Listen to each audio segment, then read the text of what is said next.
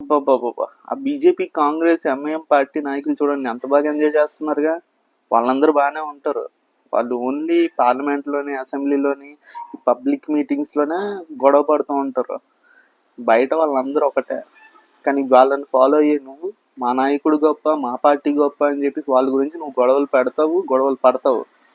నీలాంటోళ్ళు నలుగురిని తయారు చేస్తావు.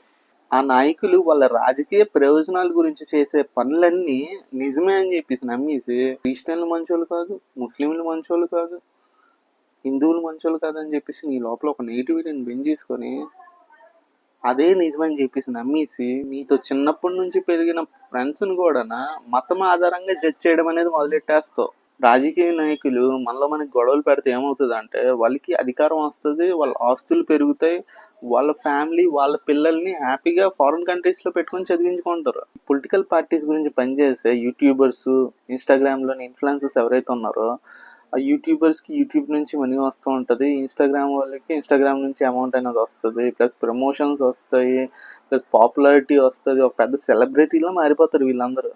పొలిటీషియన్స్ కి లాభం ఉంది, పొలిటీషియన్స్ గురించి పనిచేసే సోషల్ మీడియా ఇన్ఫ్లుయెన్సర్స్ కి లాభం ఉంది, పొలిటికల్ పార్టీస్ గురించి పనిచేసే మీడియా ఛానల్స్ కి లాభం ఉంది. వీళ్ళందరినీ ఫాలో అయ్యే నీకు నువ్వు నాశనం అవుతావు, నీతో పాటు నలుగురిని నాశనం చేస్తావు, నీ పిల్లల్ని కూడా వాటికి ఆ నాయకులకి ఊడిగం చేసి బానిసలుగా తయారు చేస్తావు. నేను ఎంత చెప్పినా ఇప్పటికి కూడా నీకు అర్థం అవ్వలేదంటే, ఇంత చెప్పిన తర్వాత కూడా మీకేం అర్థం కాకపోతే just get the hell and heaven sir.